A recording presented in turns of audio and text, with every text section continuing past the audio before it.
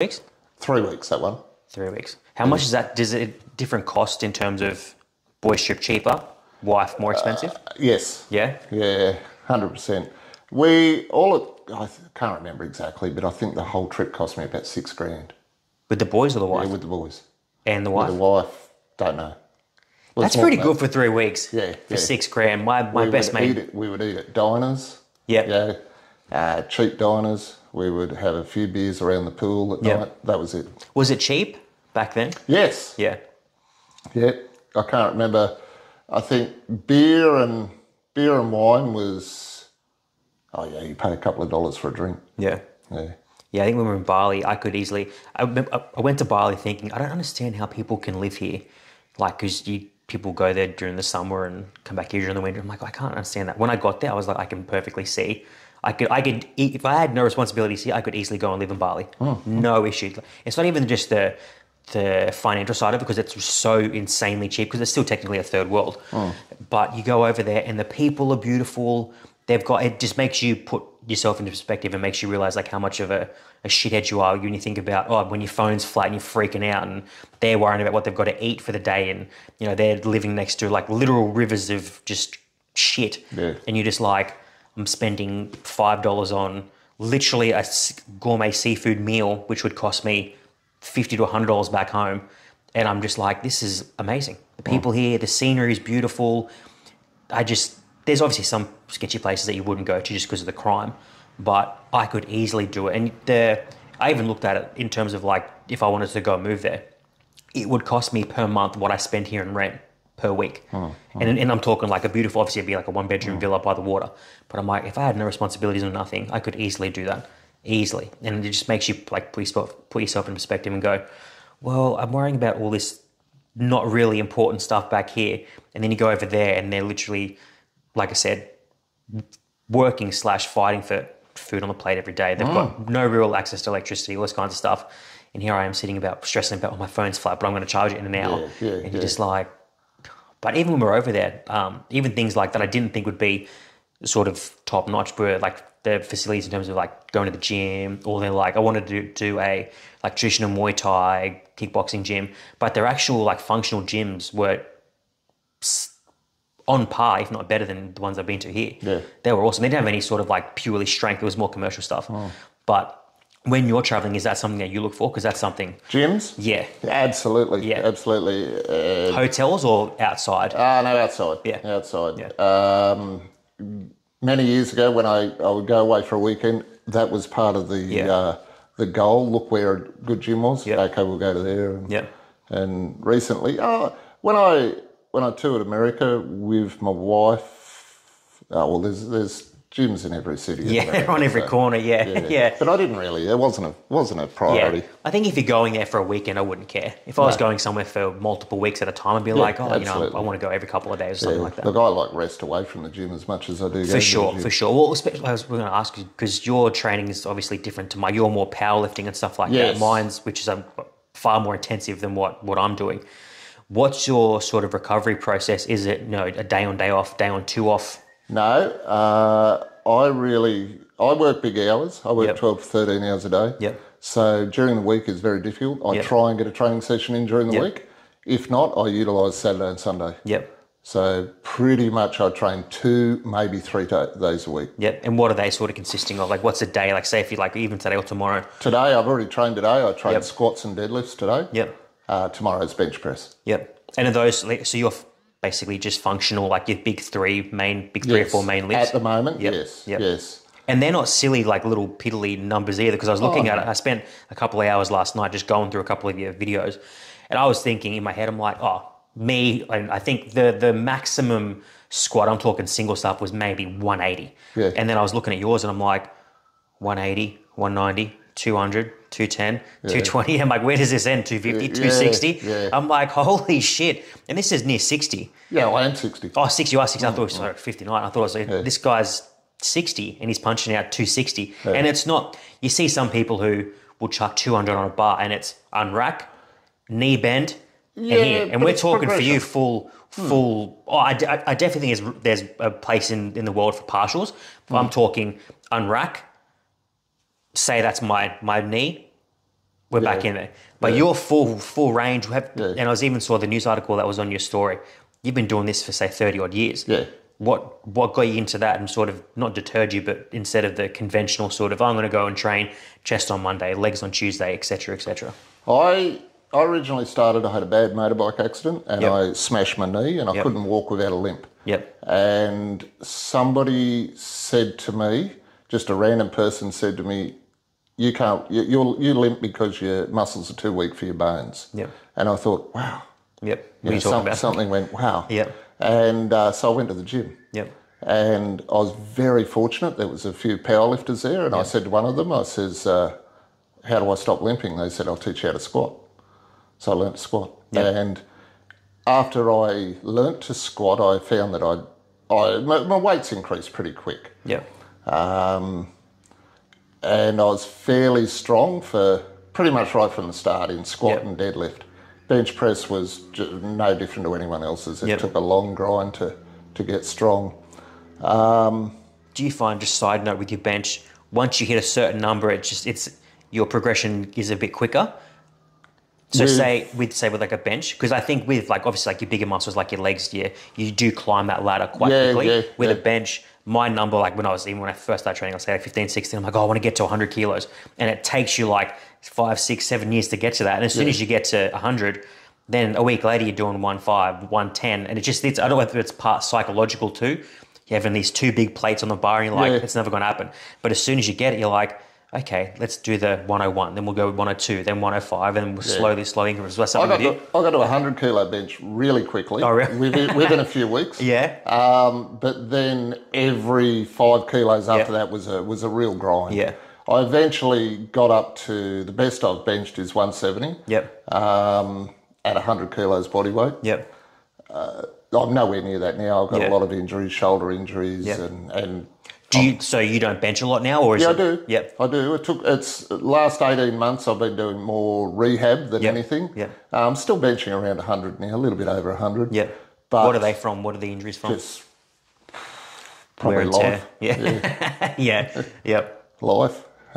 Live hard. Yep. Yep. What's your rehab sort of program at the moment with those?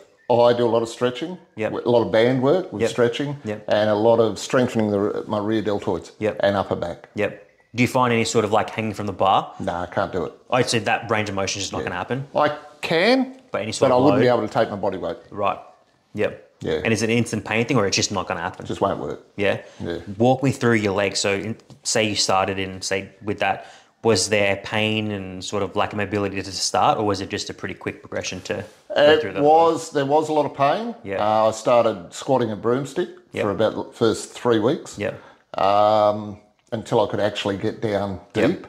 And I went from a broomstick. After about 3 weeks, I went to an empty bar for about another 3 weeks.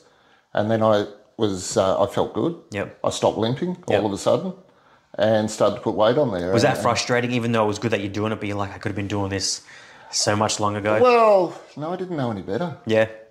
We're going back, this is So did you have surgery, I take it? Yes. Yep. I didn't have surgery, I just had it rebroken. Yep, okay, yep.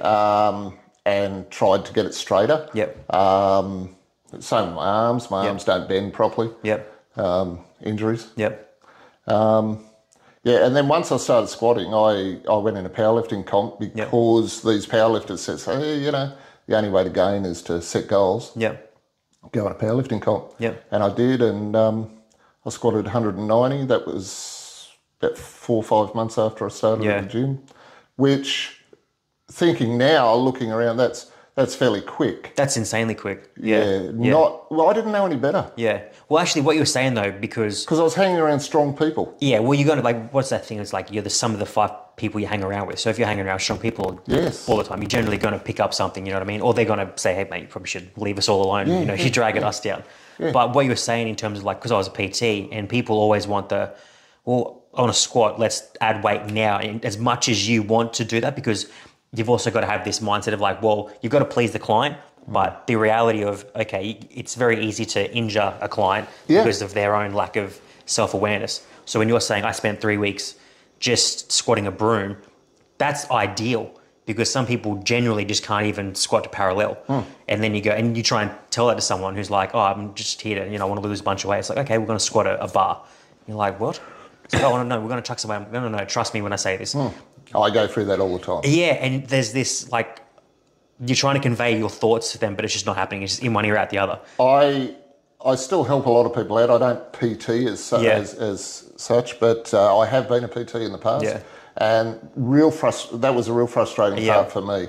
And trying to teach people to squat. And I would get people to sit on a bench or a chair and go like that. The hardest, and I say, this is what you're doing. Do that 30 times this week. And they don't want to do it. So I want to put weight on my bar. Well, your body's got to be able to move itself without any sort of load first, because people also don't take into account when you're doing those kinds, especially because you have your own stretching routine. You don't just go straight into the gym and just go cold turkey chucking 100 kilos. No. People will do that because they just think, I guess when you're younger, you've kind of got the body to, you can get away with that after a certain period of time, but after a certain period of time, that's going to wear really thin.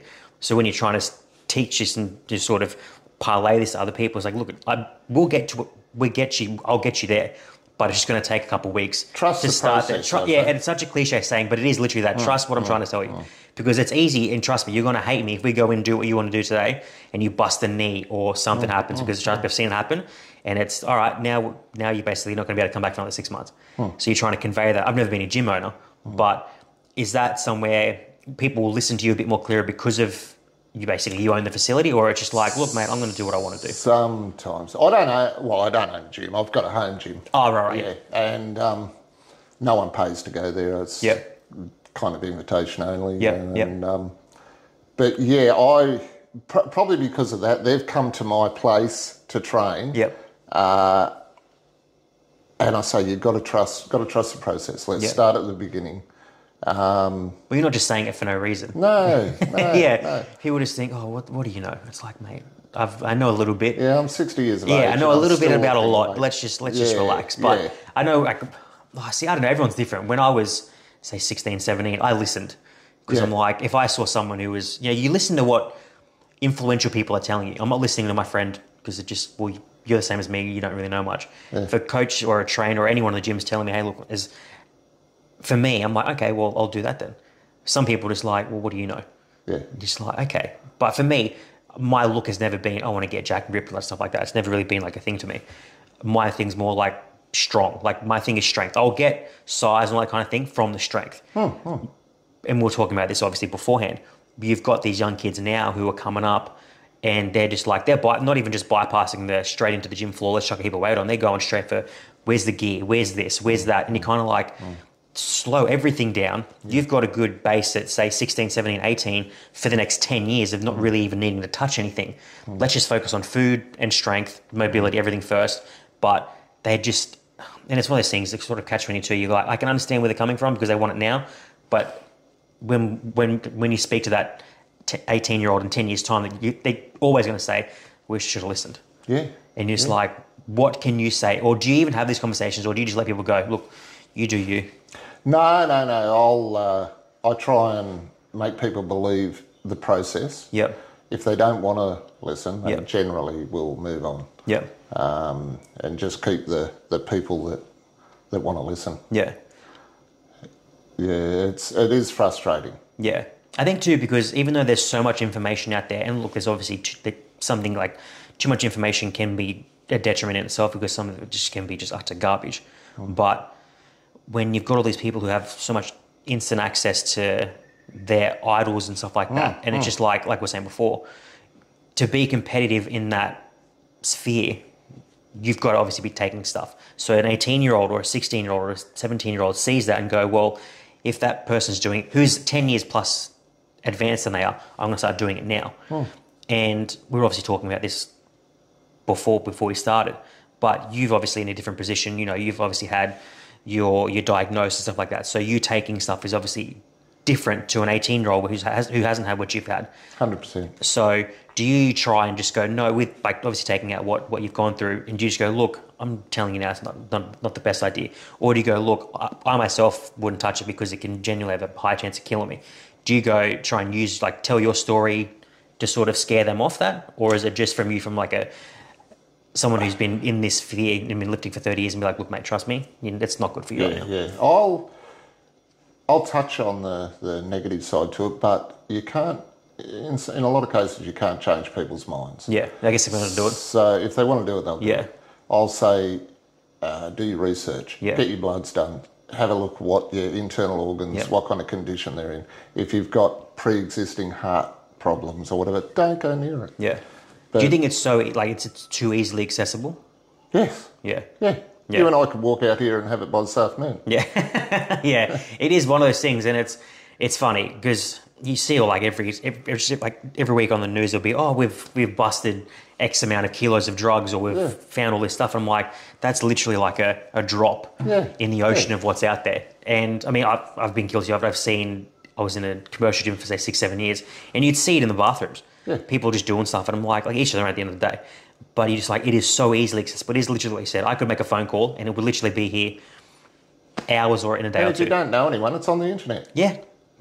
I had friends that were doing it, and they would literally just get it delivered like you were getting an Amazon delivery. Yeah. Just sent to the house. And if they got caught, it would literally just be they'd get a little pamphlet thing from customs, and it'd be, oh, is this yours? No. Okay. And they would just seize it. Because obviously no one's going to say yes to that because obviously the cops are coming. But it is so easy to get something from overseas or interstate, come to your place and then do what you wish with it. But it always was easy too, even back in the day, back in the 80s, it was still easy. Yeah. Yeah, doctors, vets, veterinary drugs. A lot of people use veterinary drugs because it was easier. Yeah. I do definitely think nowadays, I think there definitely probably needs to be a change in the TRT sort of protocol for older men, not people who are on the rate. If an 18-year-old's going to the doctor and asking about TRT, there's a bit of an issue. But I think for people in their mid to late 30s and beyond, one of my mates he was on a gel for say 6 to 12 months, and he would go in every couple of months and they'd basically rub this gel all over him. This is TRT gel. Yeah, I've heard and of his it. levels would be up here for say a few months or a couple of weeks, and then they would just naturally crash. So you'd basically have super highs and super lows, which is not what you want, obviously, going through those kinds of things. Mentally, that can really 100%. And I think quite recently, within the last 2 weeks, he went to the same doctor, and they're like, oh, no, we can give you like the weekly shot. I was like, why haven't you've just sent me through the ringer for the last 6 to 12 months of going up and down. You might as well just be on antidepressants, just going up and down all the time. Because obviously, intravenous stretch of your muscles is obviously going to be better than rubbing a cream on you. Especially too when you get dressed or you're in a shower, it's just going to come off. It doesn't really make much sense to me. But do you think even those things sort of are a bit too easily accessible, or do you just think? Yeah, I've heard of the gel. I've never known anyone personally to use it, but I have heard of it. Yeah. But just buying it in general, it's far too easy. Yeah.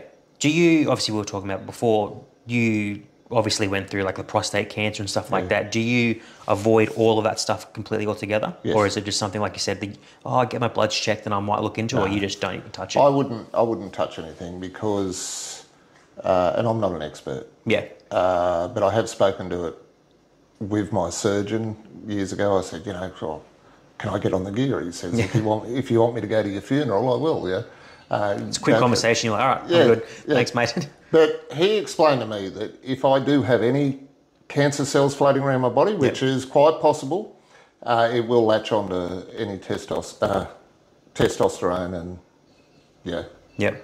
full-on cancer again. So how long ago was this? Obviously, this is a while now. Yeah, 2010. You mentioned the powerlifting. I was a powerlifter for quite a few years, got into bodybuilding, and then relationship changes and all the rest of it, and life changed. I'd stopped training altogether. Yep. And then I was my mother had recently died of cancer. Yep. And my wife forced me to go and have a blood test. Smart. I didn't want to. Yeah. There was nothing wrong with me. Yeah. And it came back that I was they diagnosed me with prostate cancer in the infant stages, but extremely aggressive. Yep. And so she saved my life, really. And so they told me if I didn't have surgery, I could possibly have 3 years to live. Yep.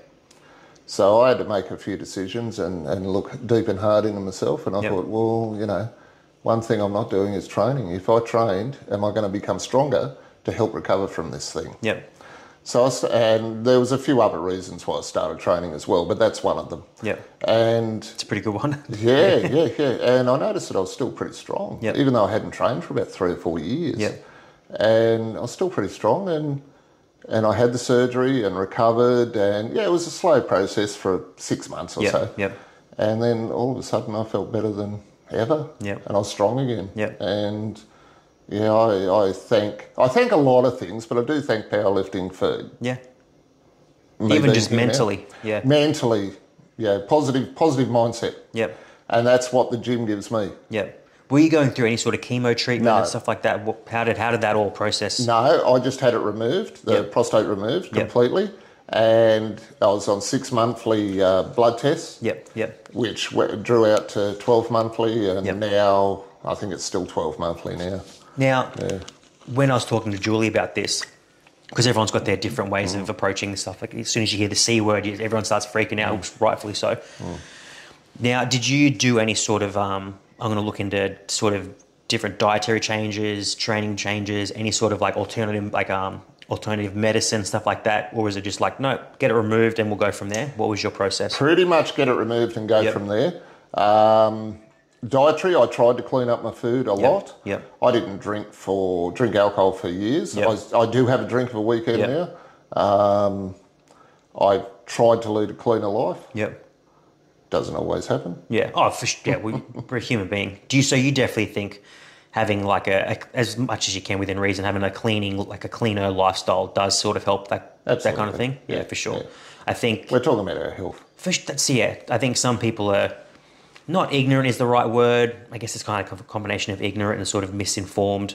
People think, being not, I wouldn't say unhealthy, but not sort of eating right, looking after their body, have any sort of link to those kinds of things. I'm not saying that it creates it, but I'm like, if you're diagnosed with cancer, there are definitely some things that... In so many cases, food is... For sure. And there's certain things that, if that, God forbid, and was sort of, for me, that was diagnosed with something like that, I'm going to go, okay, give me 3, 4, 5 different options. Let's look at the best one, and then we'll try and work some things out. I know definitely there are some dietary things that help it. You hear things of like removing sugar to the best degree that sort of helps it. I've never been a big drinker anyway, so I wouldn't necessarily start drinking. That would just be a bit of an odd thing. Fasting and stuff like that, finding out years later that those kinds of things help. Do you think we'll ever... did you hear the news? It was yesterday before about this new cancer-fighting pill. You hear something every year, every second year. It drives me nuts. I was talking to Julie about it. I'm like, does this sort of thing anger you or anything like that? She's like, she was super chill about it. But I'm just like, it sort of annoys me because it is literally every year, every second year, you hear about this new cancer-fighting pill and it's going to do this and do that. Can I be controversial? Go for it. Do you think if there was a cancer pill, do you think the government would let it out there? I said the exact same thing. Me and Julie were talking about this the other day because... And it's not even a controversial because it's such a well-known thing now, you would assume. There's so much money to be made in chemotherapy, in trying to fight cancer. Other medications. 100%. Why would you, ethically, you would think you would want them to give that cancer-fighting pill? If it was one pill, let's fix it. But obviously, say it costs you $1,000. Julie sent me a photo of her, I'm going to get the name of it mixed up, but it was like a COVID... antiviral pill, and it was $1,000 for these tablets. She showed me the thing, and obviously she got them at a different price for whatever thing she was on.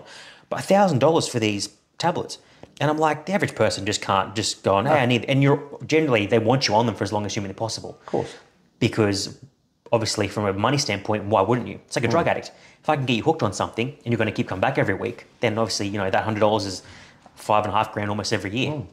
But you see this every year, every second year, there's a new cancer-fighting pill, and it's kind of like, well, what we're talking about with dogs, I'm like, in all these advancements that we've got with medical stuff, why can't we have a dog that lives for, say, 50 years?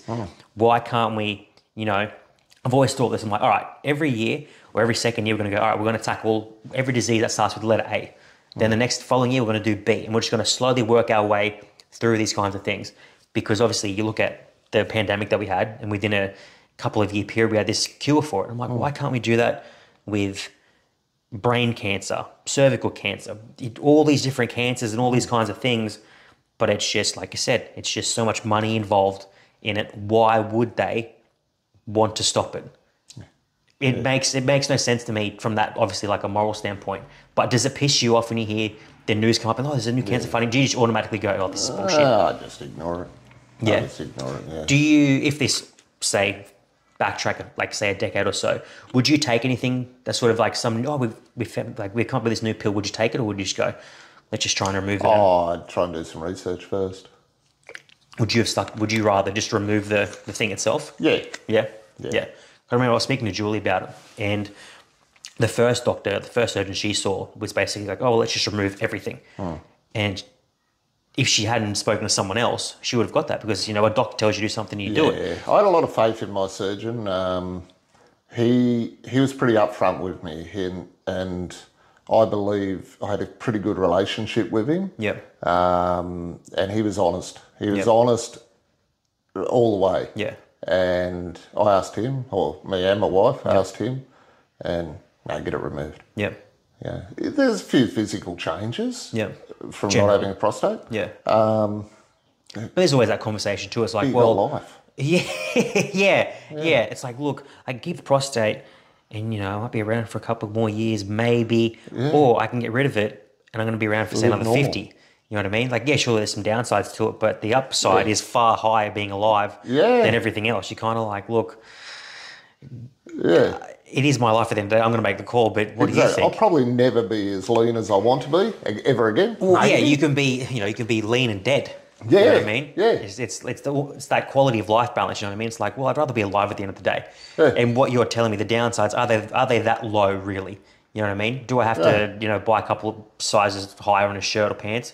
Sure. But at least I get to buy them. You know what I mean? Yeah. For me, I've always had the mindset of I will do whatever it takes to get every possible second out of this life. Yeah. Obviously within reason, as long as you're not, struggling to breathe and, every second is in pain. But I just think if I can squeeze every second out of anything I can, I'm all over that. Yeah, my testosterone levels would be rock bottom. Yeah. Did they drop straight after that, or was it like a slow progression? Slow progression. Yeah.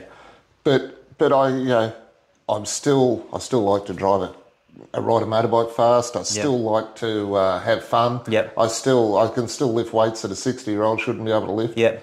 So are they really that low, or is that the mind controlling everything? I think it's probably a combination of that. I think your mind sort of leads, because it's very easy to go, oh, well, I've got low test, so then does that make me less of a man, or am I less strong? But then I think when you're going to the gym each week and you can see these numbers there, you can eventually going to be like, well, like I said, I'm still doing all the things I'm doing beforehand.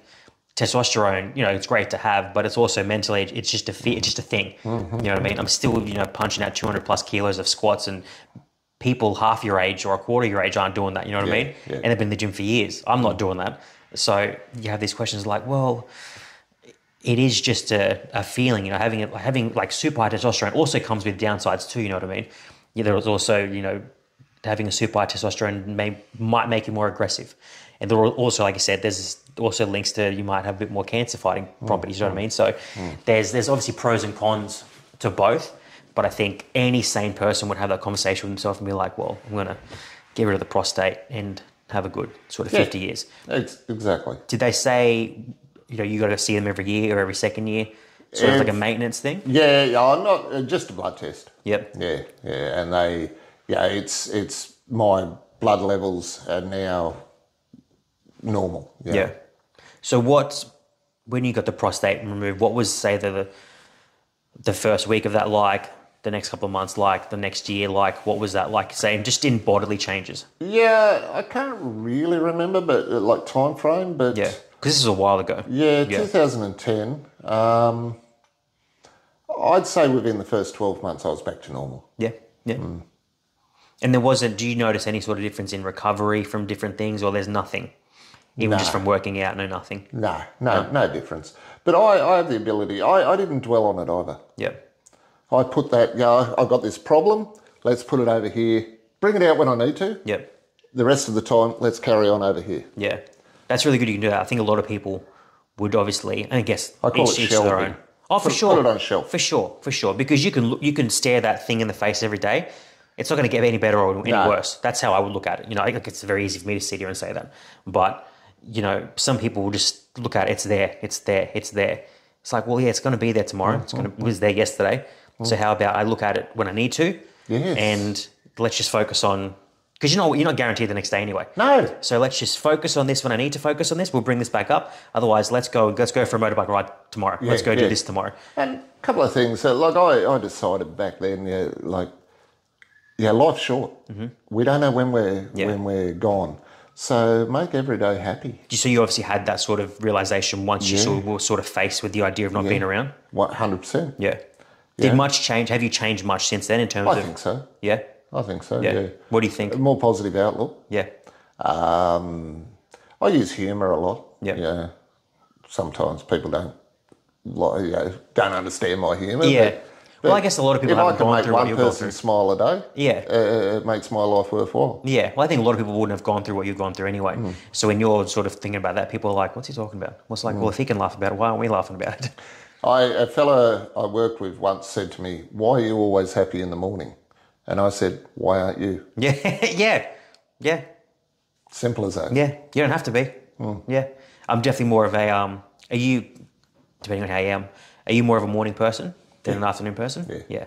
I would say, as I've gotten older, I was more of like a night person. Not like a vampire, but now I'd probably say the last 5 or 6 years, I'm up, say, 3:30, 4 o'clock in the morning, regardless of whether it's a work day or not. I just get up early, get everything I need to get done. I prefer to be up with the sun rather than just wasting daylight. Sometimes I do have a late night. Sometimes I'm not in bed till at least 7:45. Yeah.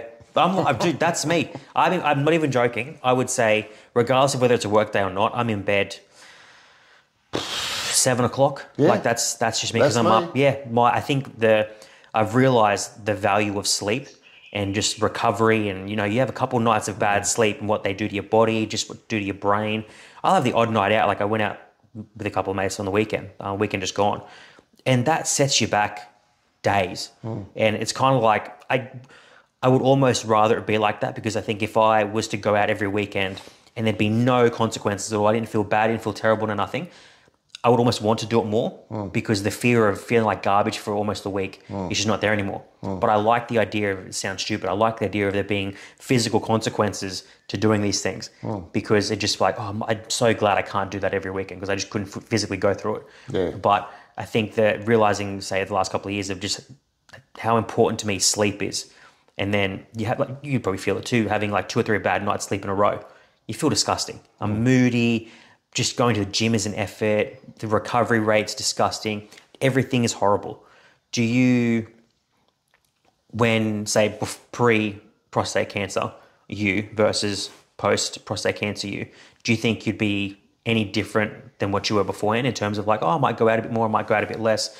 Well, I was a lot younger then, so maybe. Yeah. I'm not into going out. Yeah. We go out for a meal here and there, but even when we go out for a meal, we're home by 8:30, 9 o'clock. Yeah. Yeah. Yeah, I think everyone's different because some people like I'm exactly how you are now, but some people are like, oh, it's an old thing. I'm like, trust me, it's not. It's not an old thing. It's not. Like every now and again, there's definitely room for that kind of thing. But do you go?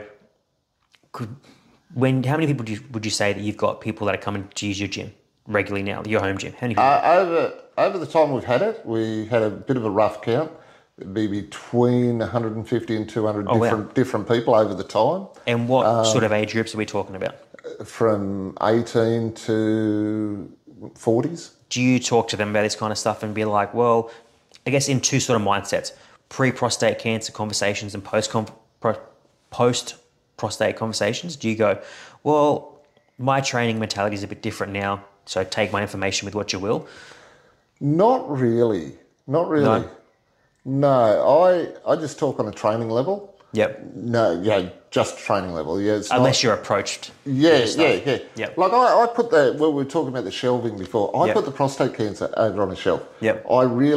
There's times when, if you reminded me that I had prostate cancer, that's right. Yeah. That's right. I forgot. Yeah. Yeah, I forgot. Yeah. Or I've just put it over there. Have you always been like that? Yeah. Yeah? Yeah. Is that coming from like how you were raised, or you've just... I guess it depends, because I'm not really, if you looked at my parents, I'm nothing really like them. Yeah. Are you anything like that? Like, were your parents pretty chill and laid back, or? Yeah, yes. Yeah? Yes. I've become a father, unfortunately. Yeah.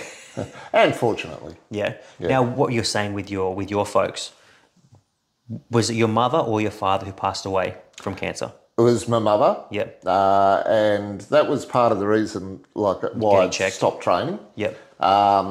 Because me and my wife were very much part of the last period of her life. Yep. And then my father he survived my mother, and then he got sick a couple of years later. Yep. So we were nursing him through his last years. So I wasn't training, but yeah, it was a really difficult time. But for sure, you move on. Yeah. Do you, at a certain age with your kids, go, okay, you're all getting checked now, just because it might be that hereditary? I do advise people. Yeah. Particularly males over 40, 45. I say, go and get a blood test. Yep. Yeah, it doesn't hurt to get a blood test. It might save your life. Yeah, I think it's gone a lot better now, but I think so many people just think like women get that kind of thing. You know what I mean? Or men don't. Women are more onto it. Yeah, it is exactly like that. No, men just go, oh, I'm not going to get prostate cancer. I had no symptoms. Yeah. Well, no. Do they say, are there symptoms? There are. With your... like peeing a lot? Yeah, peeing a lot more. Yeah. Different colour in your urine, that kind of thing, I think. But I never got the symptoms, so I'm not sure. So how, because that is pretty early on though. So did they say, hey, if you hadn't seen us in the next, say, 3 months, it would have been worse, or? Yeah, because it was growing. It had doubled, the cancer had doubled in size in a matter of, doubled in size in the matter of a couple of months. Did they, I'm sorry, I keep harping on about it. Yeah, no. Did they tell you why it was so aggressive? No. Were you doing anything that sort of make it go, or it's just one of those things that this is a shitty card, it's just ramping up, let's get rid of it? Yeah. Oh, really? Yeah. Because it was one of those things. I was talking to Julie about it. It was a similar thing. It was quite aggressive. And her surgeon was like, her initial surgeon was like, let's just cut everything. It's easier to get rid of everything. And she was like, and they were saying, oh, let's get rid of the rectum. Let's get rid of this, get rid of that. And it's kind of like, and she was just like, well, what's going to be left of me? And they were just like, oh, yeah, but you'll be alive. And then that conversation of quality versus, let's just get a second opinion. Yeah. Did you get any second, third opinions, or was it just like, no, mate, I'm on you? I was super confident with where I was. The surgeon I had, he just made me feel at ease, and I went with that. Yeah. Yeah, I knew he was fairly highly regarded in that area. Yep. So I just stuck with him and trusted every word he said. Yeah. Do you feel the differences in terms of, like, obviously training now? What's changed about your training process now versus when you first started? Obviously, when you first got started because of your knee. Is there much training involved in terms of, like, okay, when you say you were training 3 days a week when you first started here and you're training, say, 2 to 3 days a week now, is the load any different? Are you still training with your 3-4 major compound lifts? Yeah, it's changed lots. Because were you ever just a sort of conventional lifter? I'll train chest on a Monday, this on Tuesday. Yeah, I was. Yeah, I've tried that. Yeah, I've tried heavy 1 week, light the next. Yeah, I've tried it all. Yeah, I've tried it all. What do you think is that if you're going to pick one route, or you're going to pick a few things and mush them together? What do you think is the most optimal? The most optimal program, I guess you would say. I'm going to do strength training only. I'm going to do strength training with a bit of, say, gymnastic work. What would you pick and choose? As opposed to just going in, because I don't think there's the idea of going, just I'm going to train chest on this day. I guess if you're going to be a bodybuilder, then that works. But I think for someone who, say I'm coming to you and I go, okay, I just want to be functionally fit and strong and just I want to focus on longevity. Yeah, I want to get strong. I want to stay lean. What do you think is the best? I would focus on the 3 main lifts. Yep. Building up to a peak and then continue the strength going. But I would also do functional training. Yep. That can be normal, any kind of functional training. Yep. In with it. Yep. Do you do any sort of accessory work? Yeah, I do. I do. Not a lot. Yep. Not a lot now. I used to do a hell of a lot. Yeah. I still train every part of the body. Yep. Yeah, because if you've got a weak muscle group, it becomes a weak link. So when you're saying with your shoulders, is it basically only bands and nothing else? No, I'll use dumbbells for rear deltoids. Yep. I don't do any side laterals. I just can't do it. Yep. Nothing for the front of the And is it more volume for those rear laterals? Because you can't be doing heavy stuff. 20 reps. Yep, of light stuff. Yeah, 3 kilo dumbbells. Yeah, and that's enough? Yeah. Yeah. Do it slow. Do you think Is there, say, in 3 months' time it's going to get better, or getting rid of it at 6 months and it'll be gone? Or it's certainly improved in the last 6 months. Yep. 6-7 months ago, I couldn't bench press an empty bar. I couldn't get it down any further than that. Really? Yeah, now I can bench press 100 kilos. It's funny people don't really understand. People go, when they're training chest, that it's just the chest. Yeah. I challenge anyone, even if you say you look at like an incline bench press and tell me you don't use the same, if not more, of your shoulders doing that lift than your chest. Ideally, you're supposed to be feeling your chest. But so many people, when they're doing their bench, just round everything, and then it's just and that's where the shoulder problems come from. Yeah. So many people, and they just don't understand. I probably spent the last, say, 6 months really focusing on my rear delts just because I never did them. I just never it's one of these things, like, it sounds stupid, out of sight, out of mind. I know I've got a back, so that's easy to train. But your rear delts, I would just do for shoulders. I would literally do upright rows, a press, and side laterals. I would never do them. And then all of a sudden, you start getting a little rounded because your front delts and your shoulders are getting so much overwork. You end up injuring your shoulders. And whereas now we're just kind of like, well, no, you need to pull things back and just focus on that, because that's here. It's holding everything, that little shoulder girdle. And people just don't understand. I'm just going to press and press and press and press and press and think, okay, you're going to get stronger, or maybe you might get a little bit bigger in that area, but everything around is going to get weaker and weaker and weaker. Absolutely. And an injury happens. So now it just sets back. And the three main lifts, they basically are using your whole body on every lift. For sure. Well, especially like, what do you find? There's a lot of leg involved in bench press. A lot of people don't realise that. Yeah. Well, it's one of those things. You look at it, like, ideally, you're supposed to have your legs obviously pulled right back in, arched up. Obviously, I haven't watched any of your bench videos. When you're doing I don't put many up because I can't lift my leg. Do you see, obviously, like those very, like, I wouldn't say elite, but it's the range from unracking it to their chest is almost like that, like the arch in the chest is so over dramatized. Is it something you like that you do, or is it more of like I can fit a hand or two under your back and that's about it? I kind of get daylight under my back, kind of, but I'm not real flexible. I get as good as I can. By doing that, you bring the shoulders back and down. So to reduce the amount of shoulder in it, like you're here, shoulders level with your chest, bring it down. You're out here. So therefore, just as a shoulder safety mechanism. I try and get a good arch, but I don't. Are you using any sort of slingshot stuff? Obviously not in competition, but outside. Yeah, I do. Yeah, I got a slingshot. How do you find those? Yeah, great.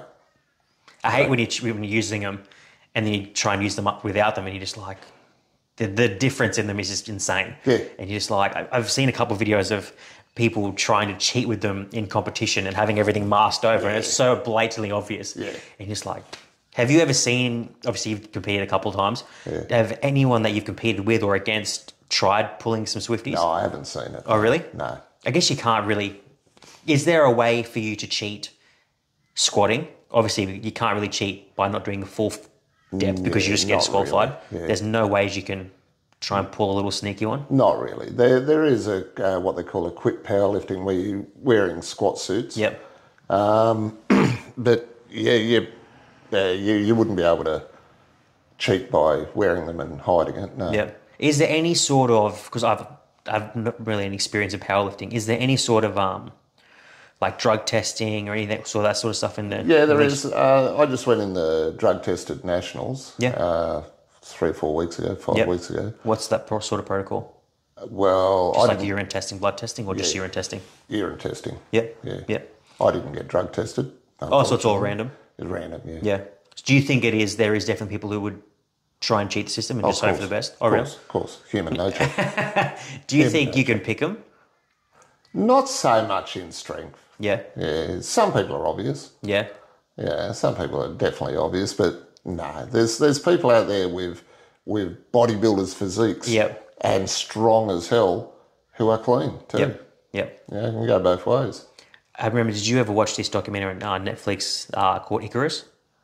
No. It was basically, they were talking about it was like during the Olympics, like the Russian swim team and Russian cycling team. Basically, they had a drug cheating protocol where they'd all go into this room and do the piss test and all that kind of stuff. But in the back of the wall, they had a cutout and say it was scientists or whoever was on the other side of the wall would hand them a clean bottle of piss, and then they'd grab that piss and put their piss in, and they close it all up, and then the person come in, oh, here's my clean wee. I've seen that at work. Yeah, and you're just like, away. Oh, really? Yeah, working away, and a fella, he got a condom full of clean urine taped to his leg and pricked the end of it.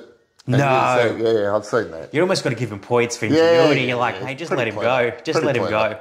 Yeah, I think, is that what sort of field, like what sort of work is that? Oh, that was working up in a mine up in Northern Territory. Yeah, I think, well, my mate Christian, he used to run a mine, and it's different when you're talking about, see, when it comes to truck drivers and stuff, when they're doing the routes they're on and the times, you kind of like, not that I'm saying you kind of got to let them do the thing, but if you're asking someone to drive for 10, 12, 15, 16 hours a day, you can't expect them to just do it with just drinking water or coffee, you know what I mean? They've got to be doing something. Yeah. And obviously, like, your no-dose and your speed and all that kind of stuff. Like, look, I'll never tell anyone to take any stuff like that. But there's got to be some underlining sort of, well, hang on. In a kind of way, it's justifiable. Yeah. And like we were talking about before, you justify anything, you know what I mean? Where it's kind of like, you want me to get from here to here in this amount of time, I can do that, but don't ask me how I got there.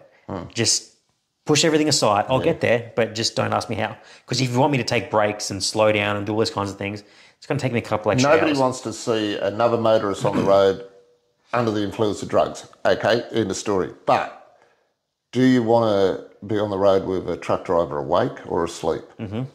So, especially with the loads that they're carrying, because if they crash, it's not just going to be, it's going to be 2 lanes, 3 lanes, 4 lanes closed, gone.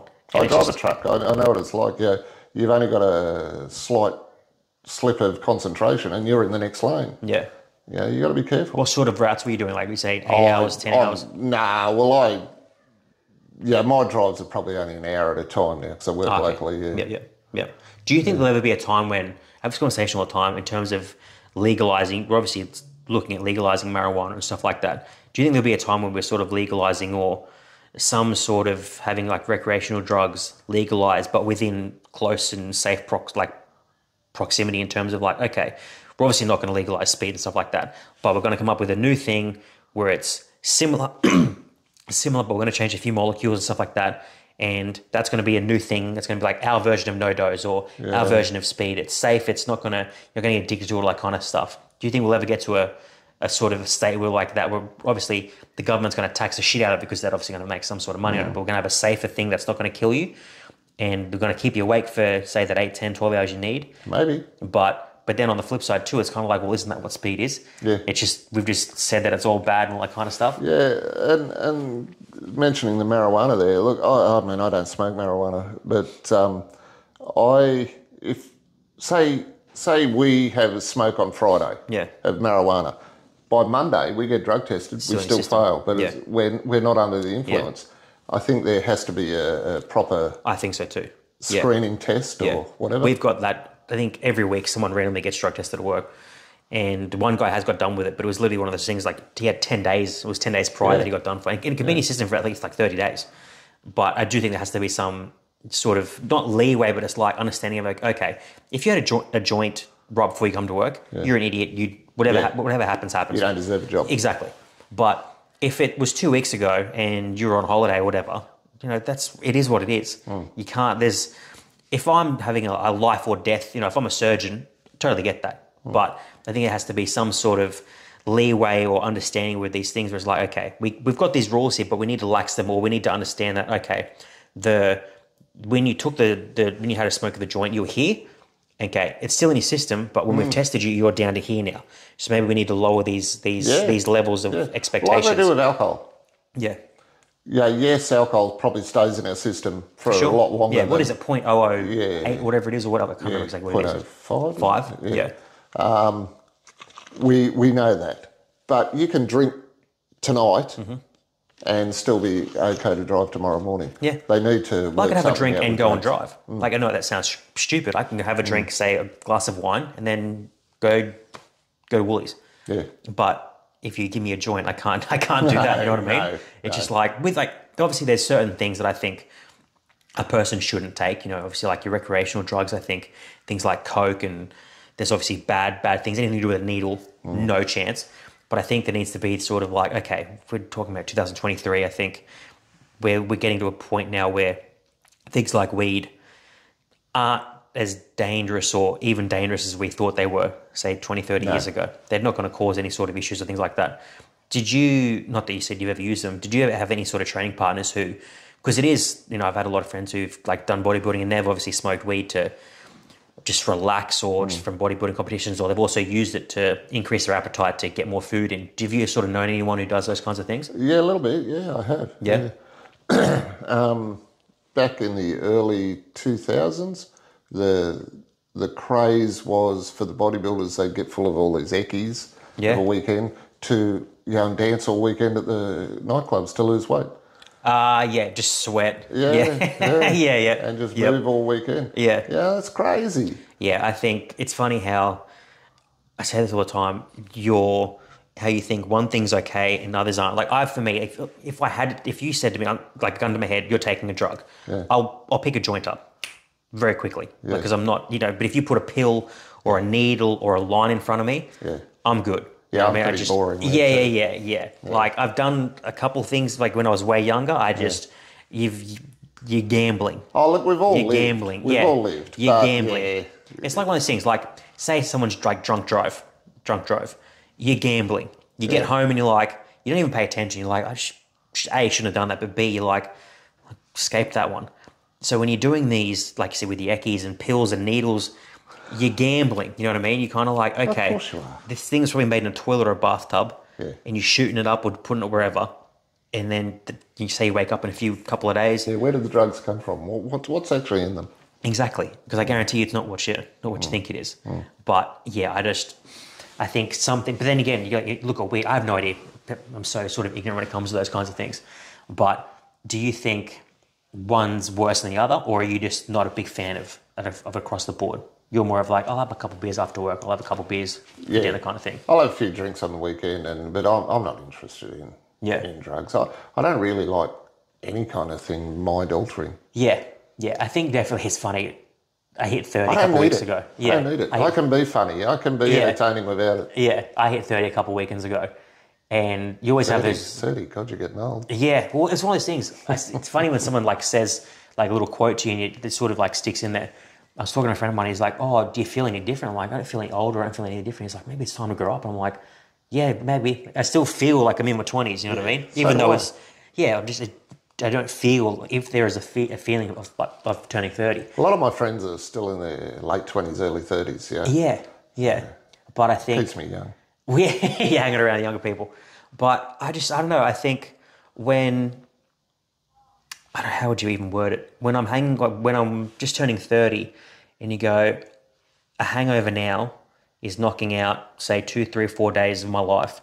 And I'm like, it is that mind-altering thing because you just remember how sloppy you were, how like you're trying to have a conversation with people, you can't string the words together, and you're just a complete mess. If someone would try to do anything to me, I'm completely incapacitated because I can't defend myself. And you go, you only get so many of those get out of jail free cards before someone does something to you, and you're just like, okay, maybe just having a couple. Like I don't need to get drunk to have a good time. It's different, but I can go out and have like a drink or no drinks and still have a good time. Yeah. Obviously, you like surround yourself with fun people, you're gonna have a good time. But I think having that, it's easy to say after every hangover, you're like, oh, I'm never doing that again. But you have this realization where it's like, I don't need those kinds of things to have a good time. You know what I mean? I can just be around fun people, fun, energetic people, and just sort of feed off that. But I feel like there's so many sort of, I guess, talking about younger people who like, I need drugs, I need drinking, I need stuff like that. It's not like you're sort of pushing what you do, but has anyone sort of come to you and go, okay, do I need to be training hard, or do I need to be taking stuff, or has anyone sort of come across you and go, hey, do I need to take drugs, or do I need to sort of get bigger or anything like that? Yeah, look, I try and encourage people. If someone says, oh, I need to get on steroids to get some gains, I try and encourage people to learn to train harder. Most people don't train hard. And I come from a different era, where we trained hard. We friggin', What point do you think that all these sort of drugs and all these unrealistic expectations started to slip in? Oh, it's always been there since I know. Yeah. The early 80s. Yep. It was It was big. It's just got worse. Yep. Yeah. Do you think it's in, like, obviously not, I wouldn't say every gym, but do you think it's in a quite, if you had to put like a percentage to it, say 75% of gyms, someone's on something? And you don't know that, but yeah. I'm presuming it's in 99% of gyms. Yeah. Yeah. If it's not in the gym, someone there is into it. Yeah. It doesn't necessarily bother me because I'm like, it doesn't affect me. If it doesn't affect me, it doesn't bother me. But have you ever, like, I don't even think I would ever do this, but do you sort of see the younger people coming through and you can sort of see them leaning towards that way of taking stuff? Not so much in the powerlifting gym that I go to. Yeah. more in your commercial sort of stuff. Yeah. Look, I'm not saying it's not in powerlifting because it definitely is, to a degree.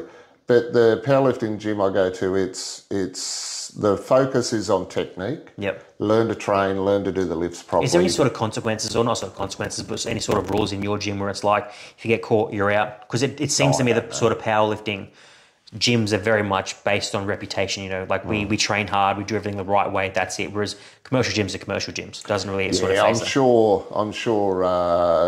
No gym likes that kind of talk going around. They don't want the reputation. Yep. So if there was huge drug talk in any gym, I think you'd be banned. Yeah. What is sort of if you get popped at a say a competition? What are the consequences there? Is it banned for life, or is it banned for a couple of years? Or depends on the federation. Oh, really? So there's different rules for each one? Yeah. Which ones are you competing in? I compete in APL. Yep. Australian Powerlifting League, I think it's called. Yep.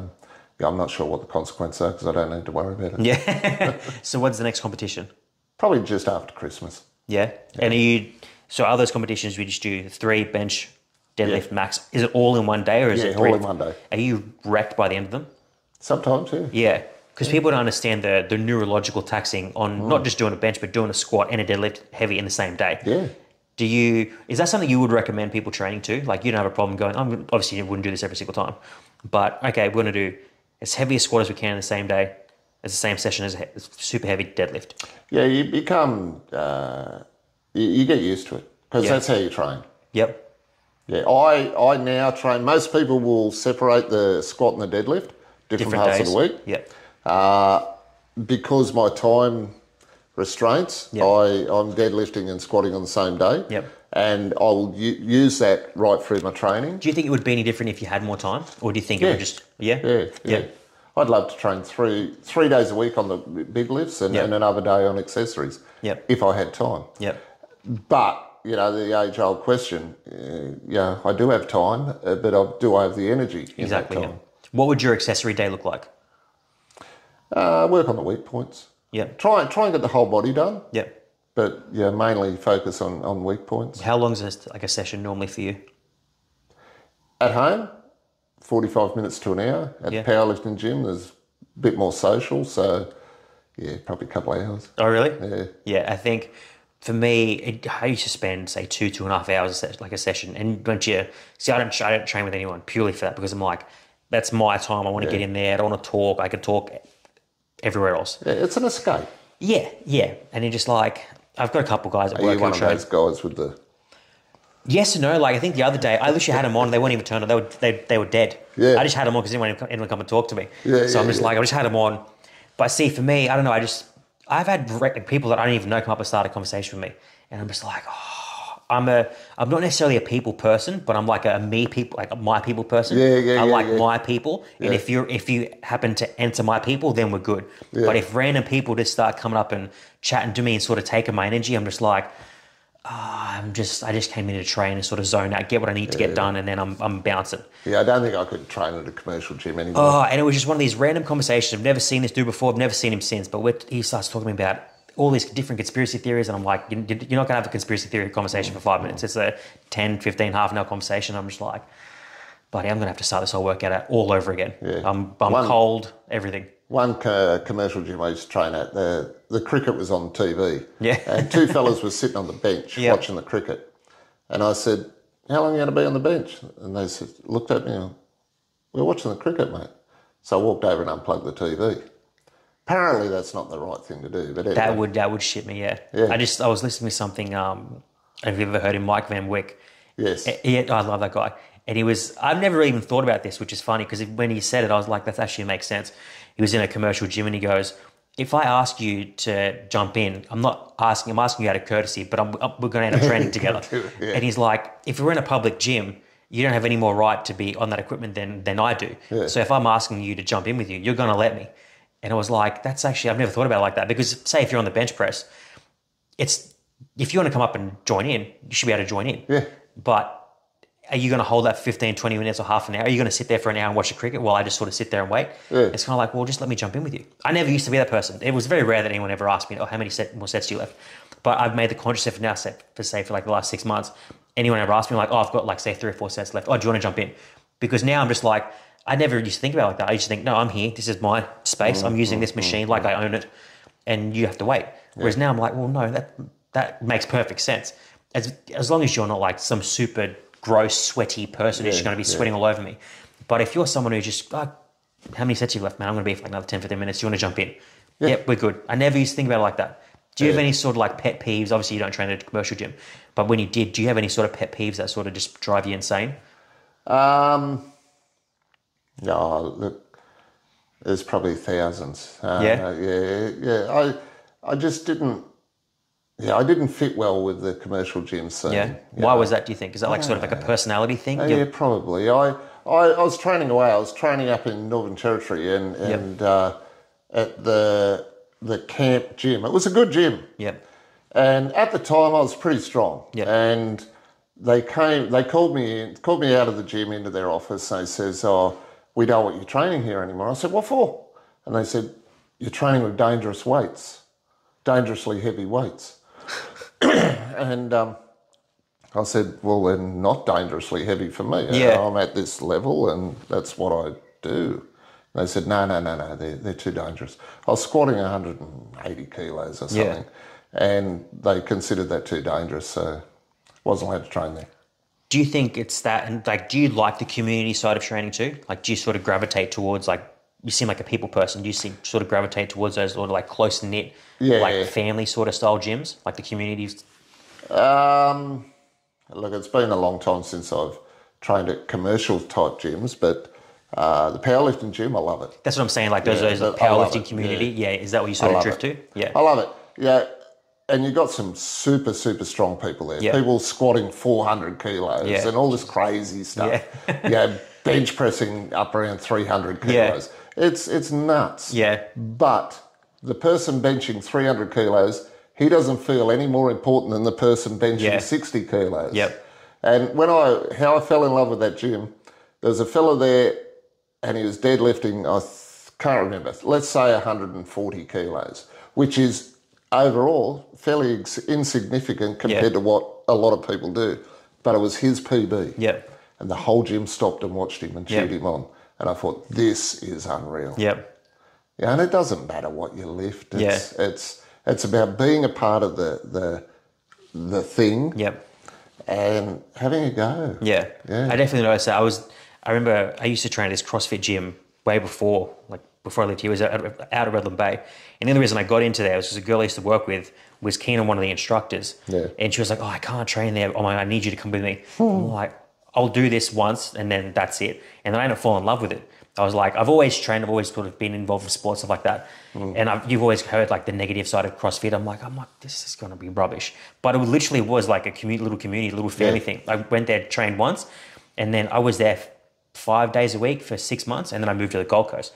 But I loved that. I loved it. Not so much like, because you're doing the workout, but everyone's together. Everyone's cheering each other on. And it's like what you said, I could be lifting, say, 200 kilos. Someone could be lifting 50 kilos. It's the same kinds of things. Yeah. It doesn't really matter, you know what I mean? People say to me, what's the best form of exercise, like weight training? Yeah. Is it CrossFit? Is it powerlifting? Is it bodybuilding? Yeah. I go, which one do you enjoy doing? Yeah.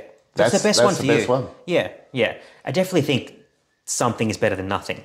It's like when people tell me, I exercise. I'm like, okay, cool. What do you do? I walk. I'm like, what is walking? Like, what do you mean? I go for walks in the afternoon. I'm like, okay, cool. Could you be doing more? For me, I think there's always something is better than nothing, but I always think, to me, some sort of progressive load is far more optimal. Do you have any sort of like what your bare minimum you would recommend to someone is. So if someone said to you, oh, I exercise, but I go for walks, and you go, okay, maybe you can do some body weight exercises, or you can do something like that. Something like that. Yeah. I think walking is underrated. Yeah. We all should do walking. Yeah. Well, it's been proven to literally add years to your life. Yes. Yeah. Yes. And it helps with you, if you are into weight training, it helps with that. It helps with the fitness level of your weight training. Yep. I would start, if someone has no knowledge of weight training, definite body weight stuff. Yep. And then try get tuition on weight training. Don't just jump in and... Yeah. Do you think people get sort of left to their own devices or thrown in the deep end? Much. And obviously, I've never been in a powerlifting gym before, but I've definitely seen it just about every day in a commercial gym. You sign up, there you go. And you've got access to 100 machines and thousands of kilos of weights, and no one really sort of walks you through them, which I get to a point because there's so much time we could spend going through each individual machine. And that would literally take me, say, 2 to 3 hours for me to go through every piece of machine, but I've got 10 other people that I've got to sign up after that. In the early days when I first started, people have changed. Yep. Times changed, I should say. When I first started, people would help each other. Yep. Yeah, oh, you're new, mate. Come with me and I'll show you what to do. That doesn't happen now. No. Not unless you pay a trainer. Yep. X amount of dollars. Yep. And, it's all about the dollars. Yeah.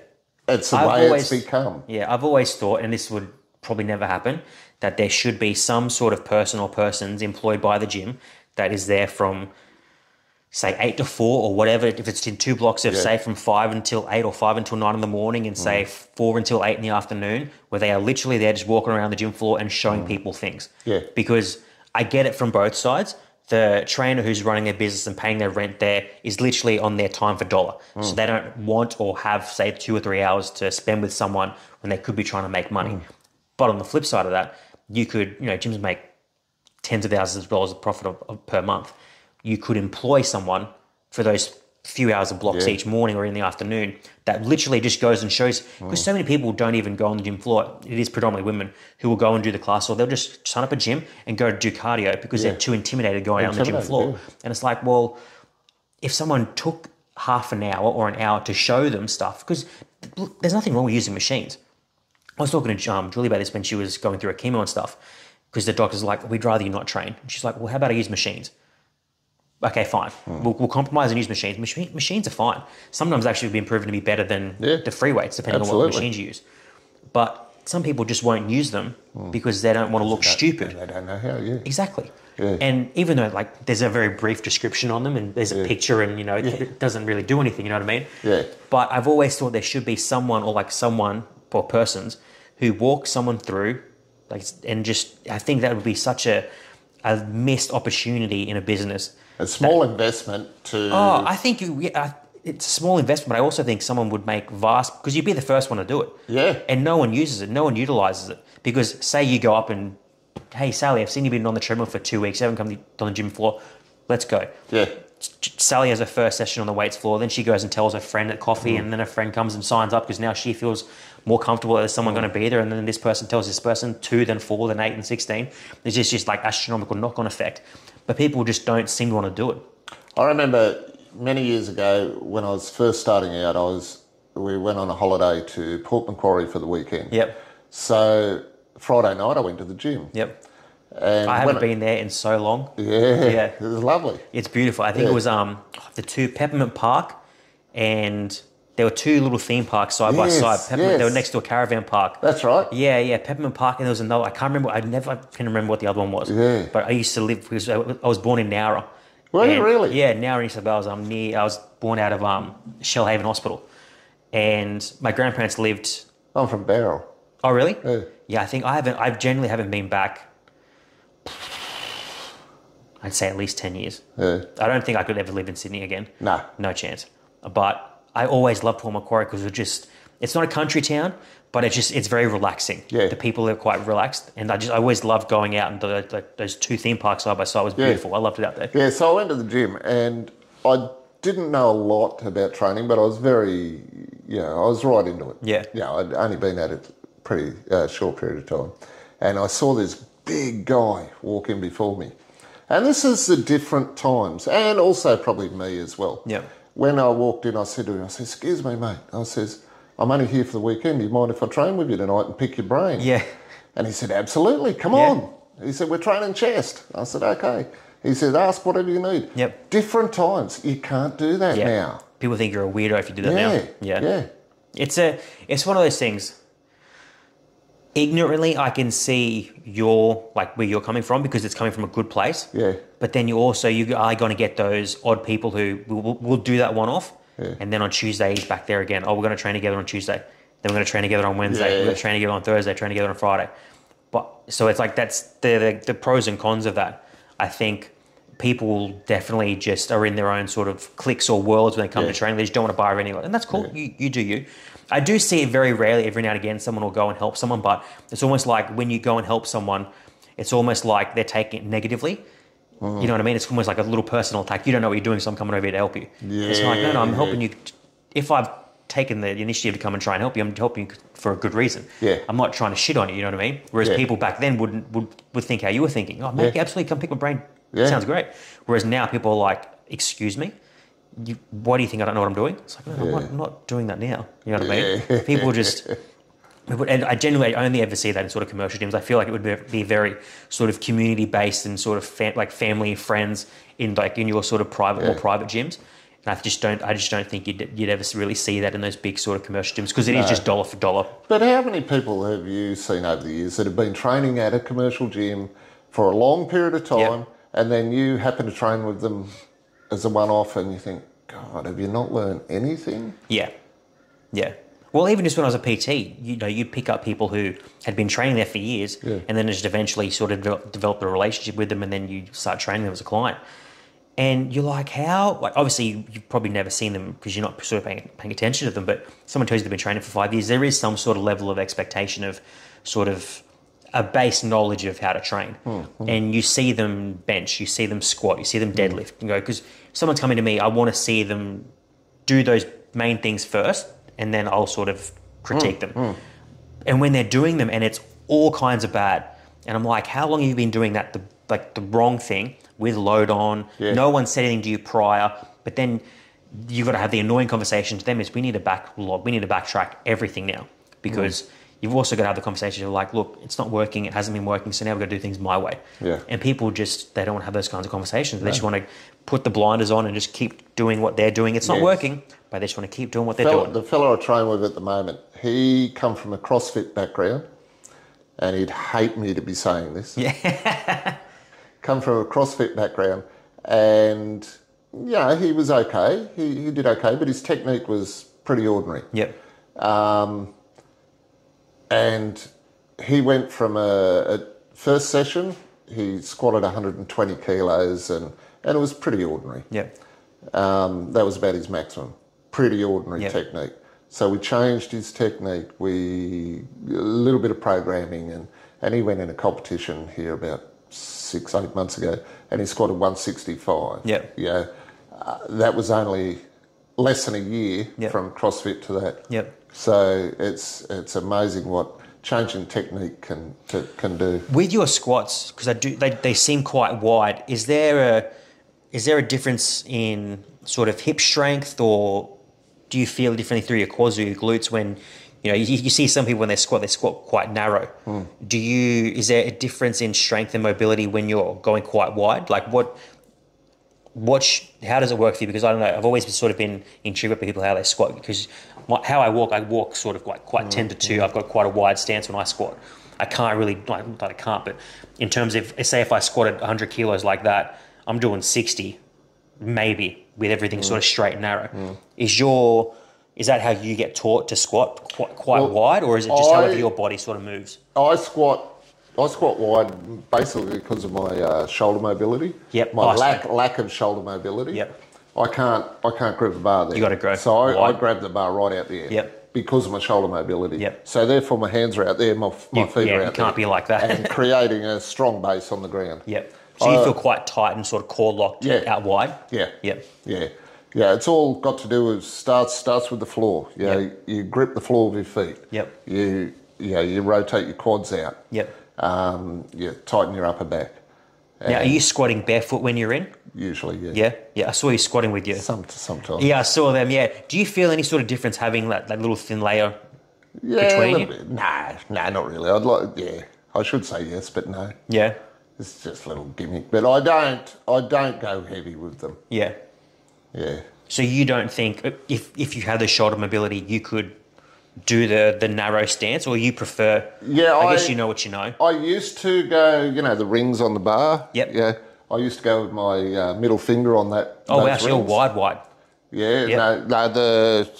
The inner. Sorry, I thought yeah. Yep. So about there, I used to go there, but my feet would be about where my hands are. Yep. Now I go out there, so my feet have come out a little bit more, which probably brings a little bit more glute in it, a bit more hamstring. Yep. I remember when I was like younger, I always used to think, are they squatting so wide because it's less range and they can load more? Yeah. So it's kind of like they've only, say if I'm doing like narrow stance, I've got to come down more.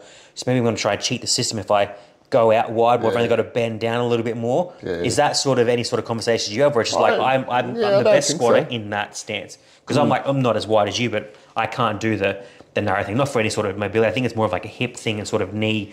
Yeah, the body doesn't want to move in that. It just doesn't want to move that way. No. So I just got to turn my feet out a little bit more, and I can load the bar up more, whether that's right or wrong, in that sort of wide position. And I've just got to take it slow, and I'm good to go. But you get me in that sort of narrow stance. Yeah. But some people. Yeah, some people can load 200, 300 plus and just get, and I'm talking like arse to grass.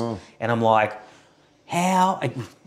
Your mobility is your mobility. I'm like, I'm more in awe of that because I'm like, I don't know how that works. And then you see like a lot of Olympians, like a lot of Asian Olympians too, they're so quad dominant and they've got this perfect mobility. They come down, they're in the pocket, they bounce and they shoot back up. Yeah. Whereas if you put 60 kilos on me with that, it ain't happening. But if you put me on wide, I can say 100 tops. And then I'm good to go. But some of these lifters, they're just in that sort of tight pocket. They're in that tight pocket. And you do see it in weightlifting a lot. Yeah. Do you sort of pay attention to any sort of, how it's like, I'm a rugby league player, so I follow rugby league. Yeah. Do you sort of, I'm not saying that I am, but you're into powerlifting, do you follow powerlifting or do you follow any other sort of sports? I follow all sport.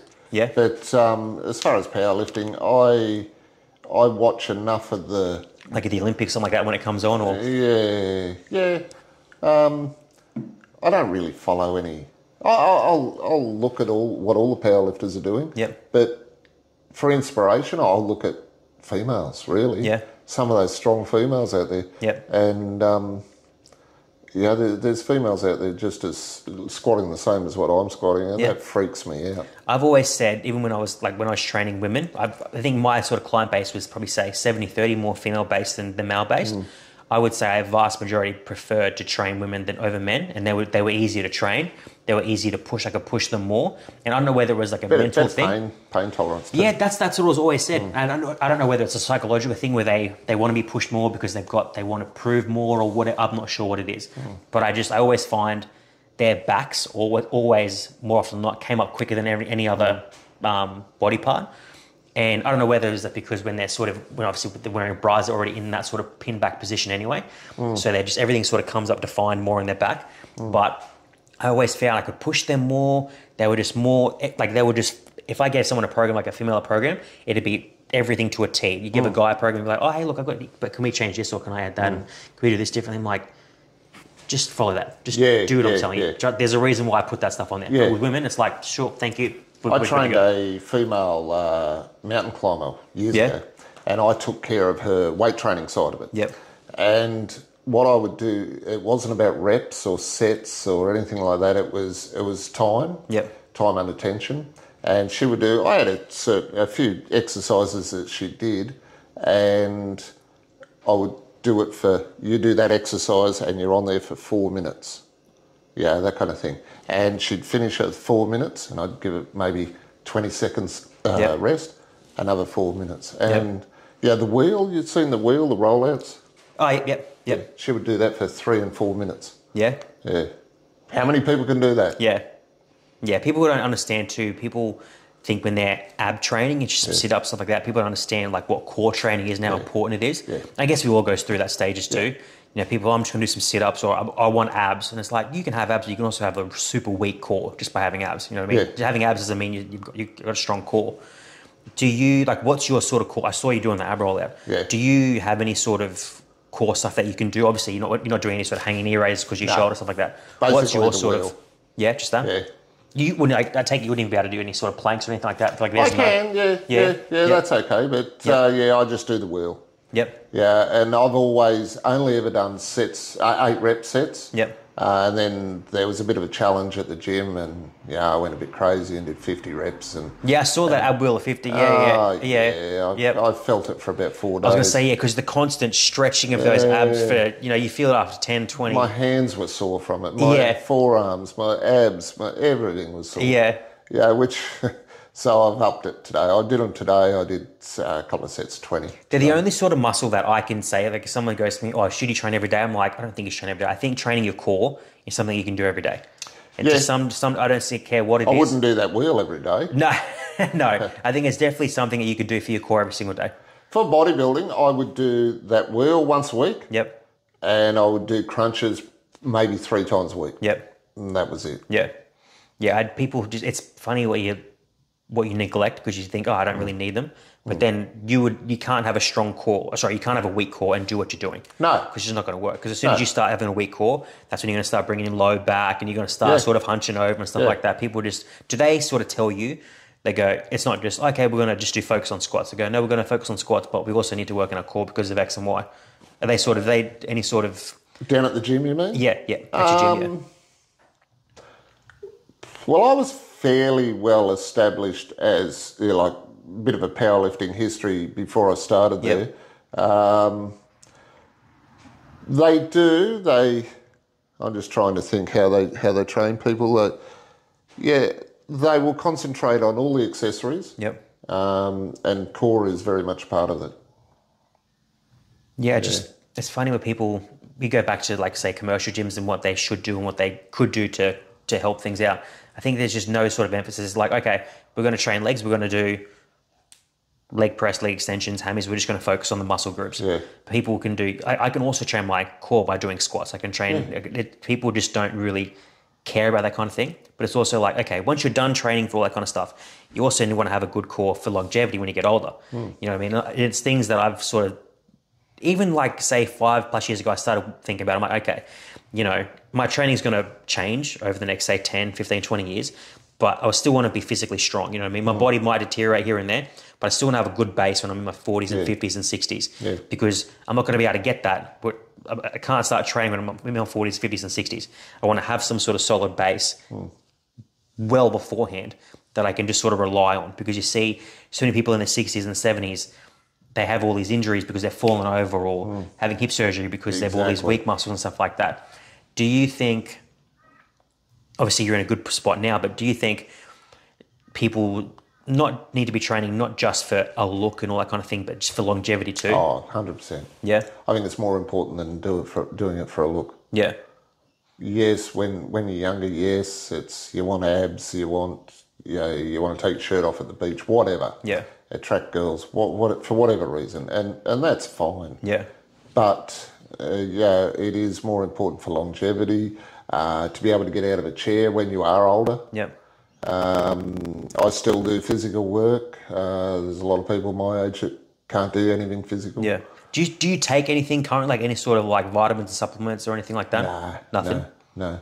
I get it out of the food. Yeah. So what's your sort of diet intake, if you don't mind me asking? Like, what's sort of your food look like? I'll start with oats in the morning. Oats, yogurt. I'll have, at the moment, I'll have either tuna, salmon or chicken and pasta. I go through stages where rice at the moment makes me bloat. And then other times pasta will make me bloat. So I'll just kind of... I'm like that with oats at the moment. So I've done oats for so long and I've just sort of gotten rid of them. I switched them out for rice flour. And now rice flour, I just seem to process that like it's... I'm good to go. Same thing. See, I'll reach a point with pasta where I'm like this. that. So I'll change to rice. Rice. Yep. And so I'll have either tuna, salmon, or chicken with that. I'll have that twice a day. Yep. Some fruit. Yep. And then nighttime, I actually, at the moment, what I'm having is those pre-made meals. Yep. It's just easy. Yep. Convenience. Yep.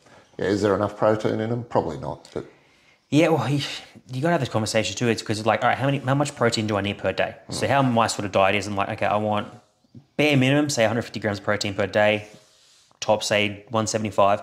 Work out how many calories that is, where I'm going to get those sources from, whether it's from chicken. It tends to be like fish, kangaroo, and eggs. Those are my three main sources. And then everything else is sort of backlogged. So my carbs are like berries, some fruits, and rice. Because I was the same thing with you. I went through stages of having oats for so long, and they just sort of started to mess with me. So I got rid of them, introduced rice flour, had pasta for so long, got rid of them, they just brought rice back in. And I'll just sort of fluctuate between those. And it's funny, you've got to get this much protein. Yeah. You've got to get... I watched a video just recently on YouTube about prisoners. Yep. How big some of the prisoners are. And their nutrition is way smaller than their protein levels. They're not getting the protein levels that are recommended. They're just getting whatever. Shit. Yeah. And some of them guys are big. And they put it down to the effort in the gym. Yep. So it's like your output, if your output's smaller than your input. Yeah.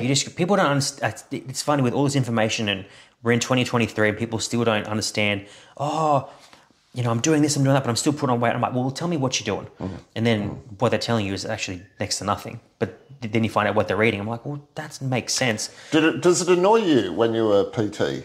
And this is what annoyed me about it. I would be training you once a week, for example. Yeah, I know where you're going, yeah. And I'd say, righto, for the rest of the week, I need you to do this, this, and this. And I need you to tell me what you're eating. Yep. I want you to write down what you're eating every day. Everything that goes in your mouth, I want to see it. So see you next Monday. Yeah. Next Monday, gives me a bit of paper. Sandwich. Okay. What was the sandwich? Yeah. Did you train on Tuesday, Thursday, whatever? Oh, no. Yeah. That frustrated me because that client's results are your... Well, it's one of those things. They would put the results on you. It's like, well, I didn't get to where I wanted to, and they would almost blame me for it. I'm like, no. Regardless of whether I'm seeing you once a week, 3 times a week, if I've got you on, like a weekly program app that I've got, and you're on that, it doesn't matter. Yeah. I'm with you for 1% of your week, which is very small. Yeah. When you go home, there's nothing stopping you from going into the drive-thru and getting a bunch of shit. Yeah. But you need to have discipline. Like I was talking to someone the other day. I'm like, get rid of motivation and all that kind of stuff, right? Because that's just a feeling. You need to be disciplined. Discipline trumps everything because discipline's a fact. Motivation is just a feeling. It's like no different to being sad or happy. You can choose to feel sad, you can choose to feel happy, but discipline is. You put all these systems in place, that's what it is. That's good. And people just choose not to be disciplined, but they'll choose to blame other people. And I'm like, you can't blame me or anyone else other than you. I didn't force feed Macca's down your mouth or anything else. And it's just like people live in this ignorance is bliss world, which is fine. But that's your world you have to live in. I can't be accountable for what you do. I can give you, and I would have these conversations with people because I just got to a point where I was quite soft and cushiony to start as a PT because you kind of want to please people and build up a client base. But I just got to a point where I don't care anymore. Yeah, see, that's where I am. I'm probably not real nice as I'm quite cold. Coach, trainer, whatever you want to call it. Yeah. Mentor, whatever you want to call it. Yeah. Yeah, if you don't want to do it, I really don't care. Yeah, I got to that point where I was like, you know what? And even as a person, I'm quite like that. I'm just like, I just don't care. Your problems are your problems. I will give you anything I can give you. I'll help you in any way, shape, or form I can. But if you don't choose to listen to me or follow my advice, that's on you. Go sort your own shit out. I can't help you because you're also not good for my business if you're not following the things I help. Because someone's going to go to you or look at you and go, oh, you've been training with Shane for say 6 months and you're getting bigger. How does that work? Well, it's like, well, it's also going to have some sort of negative look at me because you're not doing what I'm telling you. Say you came to me and says, right, I want to build my squat up from where it is now to, I want to squat 200 kilos. Yep. And I'd say, righto, we need to do this. And you didn't end up getting it. And you didn't reach the goal. And you said, oh, yeah, it's all right for you. You've been training for 30-something years. Oh, fuck off. Yeah. Yeah. Well, I would say that's exactly right. I've been training for 30 years. Yeah. You've been training for 30 weeks. Yeah. So me squatting the 200 kilos that you want to get to in, say, a tenth of that time, we can maybe get there, because I think some genetics do play a part in some way, but you've also got to have realistic expectations, you know what I mean? Like whenever I had, like, you sit down and have these goal sort of presenting sessions with people, and I'm like, all right, give me a short term, give me a long term, give me your realistic goals. And then we'd sit down and go, okay, I want to lose, say, 20 kilos in, say, 10 weeks. I'm like, okay, that's doable, but do you think it's realistic? Do you think you can consistently lose 2 kilos per week? Because I can get you there if you follow everything I do, but I'm going to tell you now you're going to be fucking miserable. And I tell you now, we say that after those 10 weeks, what's after those 10 weeks? You're just going to balloon back up and be those 20 kilos ever again? There needs to be a slow progression with some things, like a slow progression. Even with my weight training, I had a coach, and we would basically do like 1 kilo increments each week. I never trained like that before. And it was just, I shit you not, like my bench press probably the quickest thing was gone up. It was just like 130, then 131, 132. But someone goes to you, oh, you've only increased once, like 1 kilo per week. I'm like, yeah. But if you go, that's 4 kilos a month, then we look at how many, you say that's 10 kilos and it's 15 kilos a year. You go, oh shit. And you're like, exactly. You got to look at the small thing and it'll make the bigger picture. Yeah. Some people just can't think that way.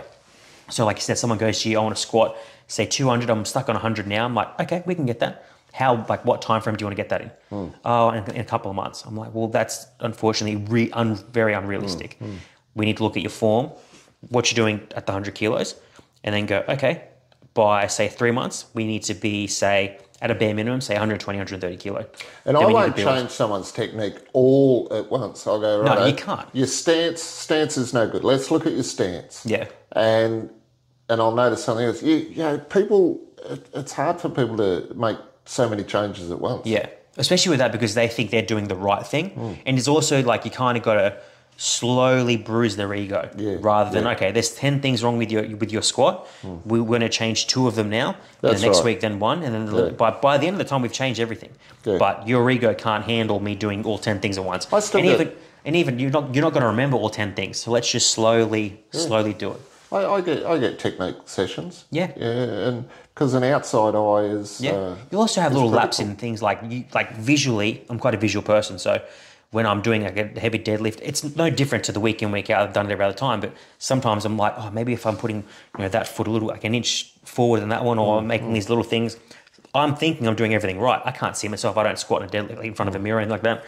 But someone just standing side, it's like, mate, your foot's like a couple inches in front, all this kind of stuff. And it's it's good to have that. Yeah, for sure.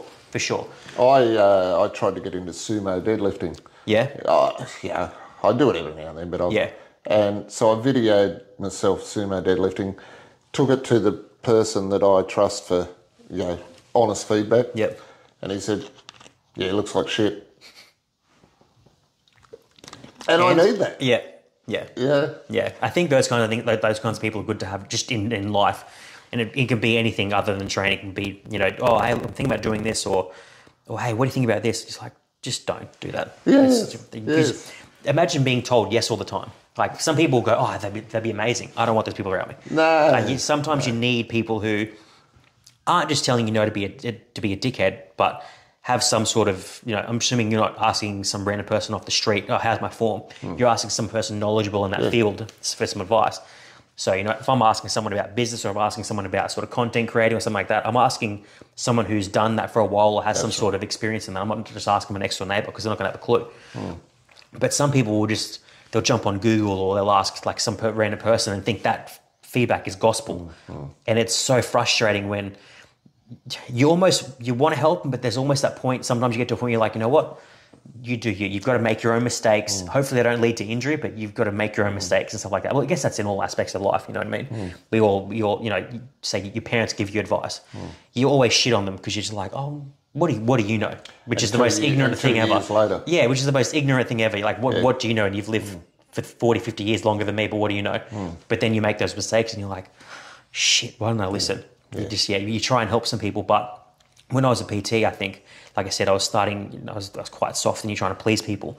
But then you get to a point where you're just like, am I actually helping anybody? Because that person needs to learn the hard way. And that doesn't necessarily mean me having like a harsh conversation with them, but they go, okay, I've just wasted 6 months or 12 months of not getting anywhere. Maybe I need to see another coach, or maybe I need to go to another gym, or maybe I just need to have like a few like tough conversations with myself and then go from there. When you're giving feedback, are you quite sort of blunt and straight to the point across the board, or is it just like a personality-based person? It's personality-based, but generally I'm pretty blunt. Yeah, I think that's for me personally, and you know, it's my way is not the right way. I'm like that too, I think, but I'm like that probably. It is like my best mate tells me all the time. It's like you're too blunt for everybody. You know what I mean? And yeah, I think you can be, but I just think that's me across the board. And you know, if it's, I get that there's a different way to get the same message across. You know, maybe not that I'd ever yell at someone, but you know, if maybe you can change a few words here and there, you can get the same message. But sometimes I'm like, I'm going to say how it is, and then that's, you know, however, you know, it'll lie how it lies. Yeah. But I don't know. I think you get a little bit older, and you're just like, mincing my words isn't going to get the same delivery. You know what I mean? Some people need to be told how it is, because that's what I want. I don't want someone to mince their words. You know, if you need to tell me X and Y and it sounds horrible, then that's what it needs to be. 100%. I don't know. Some people are different, and you know, it is personality based. Some people, you know, that you need to be like, look, I'm going to tell you some harsh stuff, but I might change a little bit. But at the core of it, you're getting the blunt version, because I don't feel like it's going to help you in any way, shape, or form. Have you ever seen that video? It's on YouTube. The Ultimate Warrior, the wrestler. Yep. When he trains those young kids. The young kids, yeah. Yeah. With just the bar. Yes. Yep. Yep. How good's that? Yeah. But it's funny. I think back then, because this would have been, 20, 30 years ago, that clip.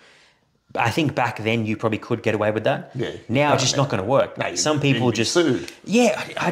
We live in this sort of very cushy, you can't offend people thing. And I'm like, I don't know what started it, whether it was a pre-COVID thing or post-COVID thing. I think maybe it was sort of like slowly seeping in before COVID and now it just got magnified. But you just can't... You can't say anything, you know what I mean? Yeah, and I think that's also why I'm just like, you know what, I like my people because I know my people. I'm just like, I've always been sort of a close-knit. I used to have like a bunch of friends and all that kind of stuff, and I've just slowly withered them out because I like my circle quite small. Just the idea of talking to people and just these energy drainers, and that's quite mean how you've said that. I'm like, you've asked me my opinion. Really? Yeah. That's how it is. I'm not going to give you a minced version of it. If you don't like it, that's totally fine. But that's how it is. I'm not mincing my words. Do you get to a point where you'd be like, oh, maybe I need to start changing stuff, or maybe I might need to, or you're just like, nope, this is how it is. I'm not changing. I'm not changing. Do you think that comes with sort of experience, age, what you've gone through? You'd be like, look, man, I've faced bigger things than me upsetting you. I don't really care. Yeah, your little problem is fairly insignificant compared to what's really out there. Yeah. Do you think it gets better over time, or do you think it's just this is the direction we're going, where we're just getting softer and softer and softer? Yeah. Where do you think it's... I set up a new email the other day. Well, someone did it for me because I'm not I'm with you, man. I'm so technologically ignorant. It's so bad. And it had, are you male, female, or custom? Yeah. What the... Yeah, I've seen like I can't remember what it was. There was four. There's more than one, because it used to just be the custom or non-binary, or there was like do not want to disclose. And I'm like, what are we doing? What are we doing? Because I know we're going to have to vote. I've got a penis, but I'm not sure what I am. Yeah, what are we doing? What do I fill out? Because we've got, obviously, we're going to have to vote on a couple of things coming up soon. And it's kind of like, am I male, am I female? What am I going to, because there used to be a bunch of them. And you're kind of like, they're fair, am I a pixie, am I this, am I that? It's like, what are we doing? Where does this end? Does it get worse before it gets better, or does it just continually get softer and softer and softer and softer? I don't know where it's going. It's a sad world we're leading to if it keeps going the way it is. Yeah, I don't know where it's necessarily. I've always said, I love the States for a lot of things, but I also think they're, you look at things how they celebrate sports. I don't think any country celebrates sports the way they do. I think it's great. I wish we did that with our sports, but I also think some of the things that they sort of celebrate now, and it's just so over the top, but I'm so glad we're not like that. Look at the way they protest and some of the things that they celebrate and all those kinds of things. I'm like, I'm so glad we're not over the top like they are just yet. We get there with a few things here and there, but I think at the core of it, we've got things that we don't the lines that we don't cross, and we don't sort of get too soft. I think we dabble on that. We're getting a little bit too soft at times, but for sure. But I just really hoping we don't cross that line where we're like, okay, we're going to introduce these weird little books about things kids can and can't do at kids' bookland and all. I'm like, That's okay over there. Leave that over there. I like our little island that we're on, surrounded by water, and we don't need to get over it. Yeah. Do you think, say it started happening a few years ago, what do you think it sort of stems from? Do you think it was us being locked inside and people just sort of lost their minds, or do you think we were just getting soft progressively? Good question. Yeah? Don't know. Yeah? Yeah, I think we were just, I don't know. I say it's got to stem, I guess if you look at it, it's got to stem from somewhere. So I guess maybe we were getting soft beforehand. But what do you think, if you had to pick a couple of things to sort of turn that around, or what people realize, do you think, okay, because some people just go, oh, you can't tell people to get fit and healthy because it's offensive. Or you can't tell people they're overweight because it's offensive. Or going to the gym kinds of racism or sexual orientation or whatever it is. Yeah. You cannot have any opinion on anything. What's going to change it? Who knows? Yeah.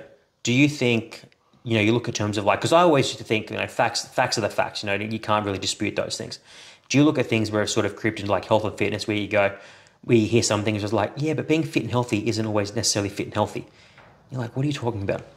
Do you think when you start creeping into those kinds of things and they go, oh, well, being fit and healthy can be described as being sexist because you're discriminating against a certain group of people. Oh, wow. And you're like, what are we talking about here? Wow. I've never heard anything like that. And we're just like, what are we talking about here? And you're just like, okay, we need to go away from from that side because it's a bit mental. Yeah. It's a bit mental. Yeah, that's crazy. No, I have nothing against people. There's people out there that don't want to exercise. Yeah. Not interested in sport, and that's fine. Yeah. Everyone's different. Yeah. I'm not that person. I feel the need to. For sure. It's just from a mental standpoint for me, I know I need to. Yeah. Yeah. I think obviously like we both know the physical benefits that come from it. But mental. For sure. Yeah. For sure. I'm a far better person. And this is when even just from when I used to box and stuff like that, I know mentally I'm a better person just by having that outlet because, you would probably feel the difference. Like if you took 2 or 3 weeks off training, say tomorrow, you're going to be a different person in those few weeks because you're just going to feel shittier. You might have a temper, you might not have a temper. But for me, not that I have a temper, but it's just like little things will start to annoy me that don't necessarily start to annoy me when I'm not training. And I'm like, my fuse starts to get less and less and less. But when I'm training with that outlet, I'm just like, I can put all my frustrations out that might be warranted, might not be warranted into this thing. So for me, when people tell me, you try not to put yourself into certain, when you're thinking about other people, but you're just like, I could never be someone who doesn't exercise. I just couldn't. So when people try to tell me, exercise isn't important, I'm like, straight away, I'm like, okay, that's your point. But then you almost want to like, what are you talking about? I've always been competitive all my life. 100%. Since I started playing sport when I was 7 or 8. Yeah. I played football and then moved on to football and basketball. Yep. And then when I stopped basketball, it wasn't long after that I needed something else. And I found the gym not long after that. I've always had sport in my life. Yeah. I think it's a really sad thing now that kids don't get the opportunity to play sport. Some kids, it is expensive. Yeah. Do you think there are things that could be done for that? Well, everything costs money, so I don't know. I'm not talking about like everyone should be a pro athlete because obviously you're either good enough or you're not. I think it's one of those things where it's just black and white. I think it'll be a better environment for kids to grow up in if all kids had the opportunity to play sport. Yeah, well, you learn a lot during sport. I think just in general, you look at all the things that get pushed on kids nowadays, and things like sports and physical activity sort of starts to take a bit of a back step. And I'm like, for me, I was always involved because my mum was always involved in sports, so she pushed that on me. Nothing wrong with that. I know when I have kids, I'll definitely push not the sports that I'm into, but I'll push, hey, pick a sport, we'll go down that avenue because I think you learn discipline. I think you learn how to lose if that sort of comes across, and 100%. you learn how to